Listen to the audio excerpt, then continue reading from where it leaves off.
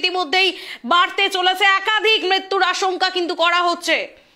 এই মুহূর্তে আমাদের সঙ্গে যুক্ত হয়েছেন কর্নেল শান্তনু রয়। শান্তনুবাবু, আপনাকে কেটিভি বাংলায় স্বাগত।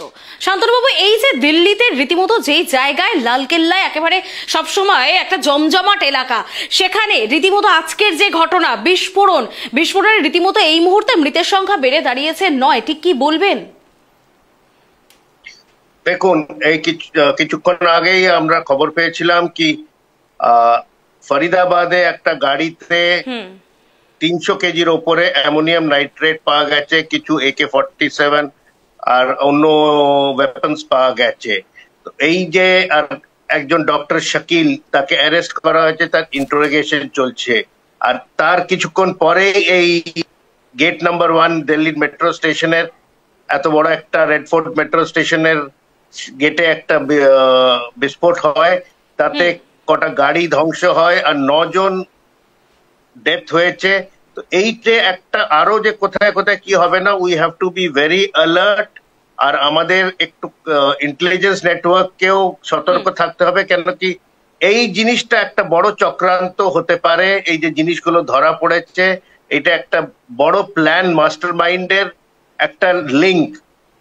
এটা বম্বে ব্লাস্টের মতন অন্য অন্য কোথায় হচ্ছে, এটা আমাদের সতর্ক থাকতে হবে। আমাদের পুলিশ বলুন, ইন্টেলিজেন্স নেটওয়ার্ক বলুন, এদের একটু সতর্ক থেকে আর শাকিলকে যত তাড়াতাড়ি পারা যায় ইন্টারোগেট করে যদি বার করা যায়। কিছুদিন আগেই তো আমরা দেখেছিলাম পেহেলগাঁও হত্যাকাণ্ড, সেই ঘটনার সঙ্গে কি দিল্লির এই ঘটনার কি কোনো রকম কানেকশন থাকতে পারে, কি মনে হয় আপনার? হতে পারে, কেন কি এইগুলো সব একটা লিঙ্কে কাজ করে। আর অফ সিন্দুরে যে পাকিস্তানকে আমরা এত ড্যামেজ করেছি, সেটার রিভেঞ্জে ওরা এগুলো করে যাচ্ছে। আর এই বড় প্ল্যান আউট যেটা করছে, কেন কি এখন ওখানে যে মুনির নিজেকে ফিল্ড মার্শাল করে কনস্টিটিউশনেও অ্যামেন্ডমেন্টস করিয়ে নিচ্ছে কি he is the supreme power, civilian political পাওয়ার্সদের উপরে কন্ট্রোল করার জন্য।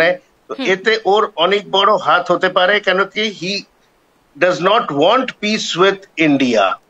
So এইগুলো একটা বড় মাস্টার মাইন্ডের প্ল্যান হতে পারে। প্লাস ISI এর লোকেরা যে বাংলাদেশে যাচ্ছে, this is a bigger plan which is happening to destabilize India.